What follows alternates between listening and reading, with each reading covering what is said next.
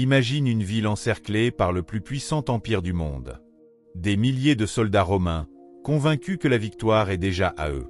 Mais soudain, les navires qu'ils avancent fièrement sont arrachés de l'eau comme des jouets.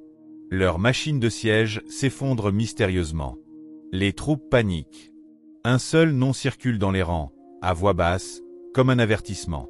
Archimède. Un vieux savant, le regard absorbé dans des cercles tracés dans le sable. Et pourtant, l'homme que Rome craignait plus que n'importe quelle armée. Aujourd'hui, nous allons raconter l'histoire vraie et les légendes de ce génie qui a tenu tête à un empire, bouleversé la science, et laissé derrière lui un héritage en avance de 2 millénaires. Archimède naît à Syracuse, en Sicile, vers 287 avant Jésus-Christ. Son père est astronome. Très tôt, il lui montre les étoiles, les mouvements des planètes, la logique du ciel. Mais l'enfant ne se contente pas de regarder. Il questionne. Il veut comprendre pourquoi les choses tiennent debout, comment un objet flotte, ce qui se cache derrière la forme d'un cercle. À l'adolescence, Archimède part étudier à Alexandrie. Là, il découvre les mathématiciens les plus brillants de son époque et se forge une conviction qui va marquer toute sa vie. Le monde n'est pas un mystère, il est un problème. Et chaque problème attend une solution. Archimède n'est pas un érudit comme les autres.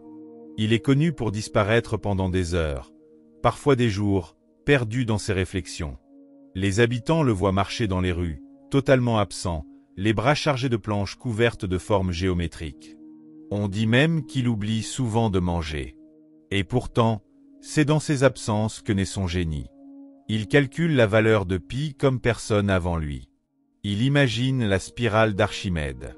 Il invente la méthode d'exhaustion qui préfigure le calcul intégral, près de 18 siècles avant Newton. Mais ce n'est que le début. Ce qui va le rendre immortel, c'est une baignoire. Un jour, le roi Hiéron II se méfie. Sa couronne d'or, offerte par un artisan, semble suspecte. Il soupçonne une fraude. De l'argent aurait été mélangé à l'or. Un problème impossible à résoudre, sans détruire la couronne. Le roi appelle Archimède. Pendant des jours, le savant réfléchit sans trouver. Il rumine, tourne en rond, ne dort presque plus. Jusqu'à ce soir-là. Épuisé, il décide de prendre un bain. En s'immergeant, il remarque le niveau de l'eau qui monte. Il se redresse. Il observe. Son cœur s'accélère. Il vient de comprendre. Si l'eau monte, c'est qu'un objet déplace un volume équivalent au sien. Donc, il suffit de mesurer cette quantité d'eau déplacée pour savoir si un métal est plus dense qu'un autre. Archimède bondit hors de sa baignoire, nu comme au jour de sa naissance, courant dans les rues et criant « Eureka !» Cet instant donnera naissance au principe de la poussée d'Archimède, enseigné encore aujourd'hui dans toutes les écoles du monde. Mais Archimède n'est pas seulement un théoricien. Il est aussi un inventeur redoutable.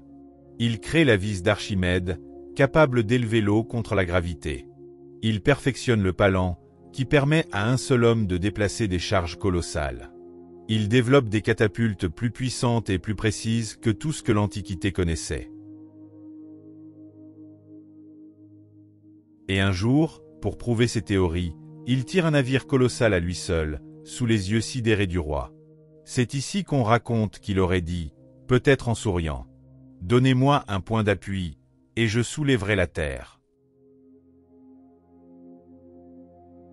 En 213 avant Jésus-Christ, Syracuse est assiégée par Rome.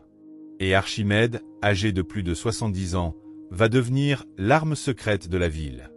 Il ne prend pas les armes, il prend ses idées.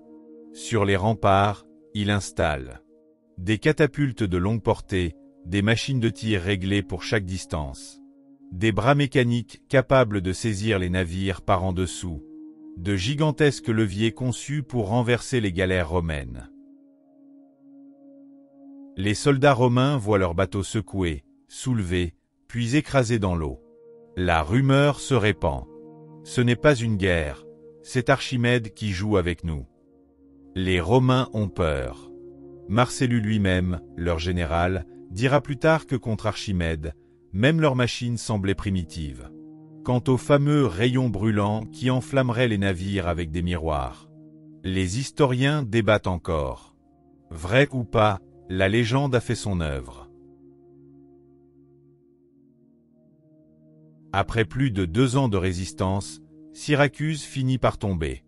Marcellus donne l'ordre de ne pas toucher à Archimède. Il veut le rencontrer, le protéger, l'honorer. Mais dans le chaos du pillage, un soldat trouve le savant, assis par terre, plongé dans ses cercles tracés sur le sable. « Viens !» lui hurle le soldat. Archimède ne lève même pas les yeux. « Ne dérange pas mes cercles. » Le légionnaire, vexé ou pressé, le tue sur place. Le génie meurt, dans l'indifférence d'un soldat qui ne comprenait rien à ce qu'il venait de détruire. Des siècles passent. La tombe d'Archimède est oubliée. Ses manuscrits disparaissent, se dispersent ou sont effacés. En 1906, un palimpseste est découvert. Sous des prières médiévales se cachent des écrits d'Archimède qu'on croyait perdus. Le résultat est stupéfiant. On découvre qu'il avait développé des idées proches du calcul intégral, des concepts de combinatoire et des méthodes mathématiques que la science ne redécouvrira qu'à l'époque moderne. Archimède n'était pas en avance d'un siècle. Il était en avance de près de 2000 ans. Archimède a changé le monde par la puissance d'une idée. Il a montré que la science peut repousser la force brute, que la curiosité peut devenir une révolution, et qu'un seul homme, armé d'un simple bâton pour tracer dans le sable, peut faire trembler un empire. Aujourd'hui encore, chaque fois qu'un enfant se demande pourquoi ça flotte, chaque fois qu'un ingénieur utilise un levier, chaque fois qu'un scientifique calcule un volume, une part d'Archimède est là. Archimède n'avait ni armée, ni richesse, ni royaume. Il n'avait qu'une chose, une idée. Et cette idée a survécu aux rois, aux empires, aux siècles, aux incendies, aux conquêtes, aux manuscrits effacés, aux pierres effondrées, aux mémoires perdues. Les machines qu'il a construites se sont brisées. Les murs qu'il a défendus se sont écroulés. Sa ville a disparu sous la poussière de l'histoire. Mais sa vision, elle, a traversé le temps comme la lumière traverse les ombres. Chaque calcul moderne, chaque levier utilisé, chaque question posée par un enfant qui veut comprendre le monde, porte encore la trace du vieil homme assis dans le sable. Car les empires tombent, les pierres s'effacent, mais une idée juste ne meurt jamais. Si cette histoire t'a rappelé que la curiosité peut tout changer, que même un simple tracé dans le sable peut défier un empire, alors n'hésite pas à t'abonner. Ici, on redonne vie aux esprits qui ont façonné le monde. Et on explore les idées qui continuent encore aujourd'hui à éclairer notre chemin.